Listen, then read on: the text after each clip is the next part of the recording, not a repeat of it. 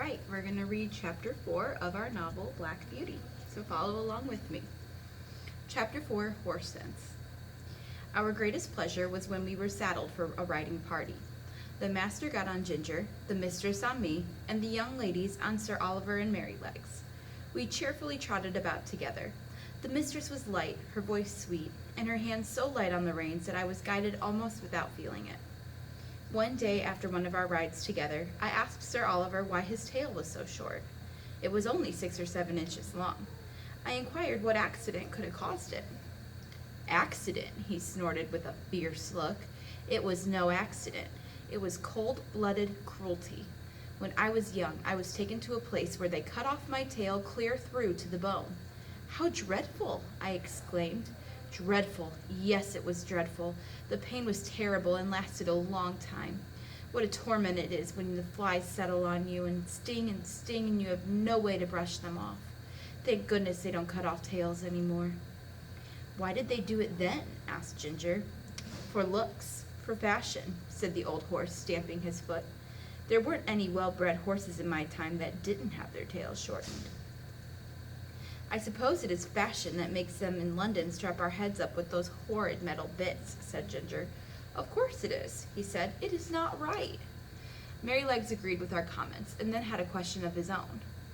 Can anyone tell me what blinkers are for? Merrylegs had never understood why horses were fitted with black eye patches. They are supposed to keep horses from getting scared, answered Justice, a friendly horse in the field. They are meant to keep horses looking toward the front so that they don't cause an accident.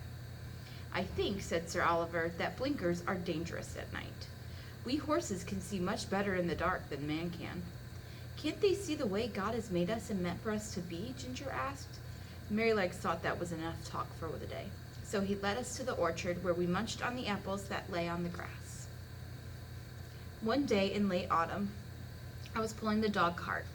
This was an easy cart to pull. It was light and the high wheels ran along so smoothly. There had been a lot of rain, and we went merrily along until we came to the low wooden bridge. The man at the gate before the bridge said the river was rising fast. Many of the meadows were under water. In one low part of the road, the water was halfway up to my knees. However, my master drove me gently, and we made it. When we got to the town, my master's business lasted a long time. By this time, the rain was coming down hard. I heard my master tell John this was the worst storm he had ever been in. The branches were swaying and the roaring sound was terrible. I wish we were out of these woods, said my master. Then we heard a groan, a crack, and a splitting sound. An oak tree crashed down in the road before us. I stopped still and trembled. What shall we do now? My master asked. We must go back to the other road and try the wooden bridge, John answered. So back we went. But the moment my feet touched the first part of the bridge, I knew there was something wrong. I came to a dead stop and would not move. Go on, Beauty, said my master. There's something wrong, sir, said John. Come on, Beauty, what's the matter? Of course I couldn't tell him, but I knew that the bridge was not safe. Just then the man from the gate ran out of the house swinging a lit torch for us to see. Hello, stop, he cried. The bridge is broken in the middle. If you try to move forward, you'll be swept away and drowned. Thank goodness, said my master. You beauty, said John. He took my bridle that I wore on my nose and gently turned me around. The wind seemed to have calmed some, though it was still dark. I trotted quietly along.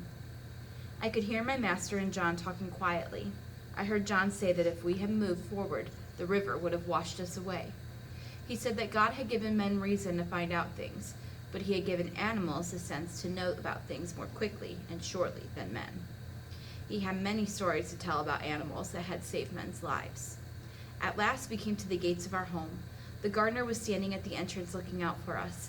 The mistress had been frantic with worry that we had been in an accident. She had sent James off on Justice to find us. We saw a light at the hall door and at the upper windows. Are you really safe, my dear? My mistress called out as we approached. Yes, my dear, but if your Black Beauty had not been wiser than we were, we should have all been carried away in the river. I heard no more because they walked into the house and John took me to the stable. Oh, what a good supper I had that night. Bran mash and crushed beans with my oats. And John softened my stable with thick straw. I was very glad, for I was tired from our long day. See you next time.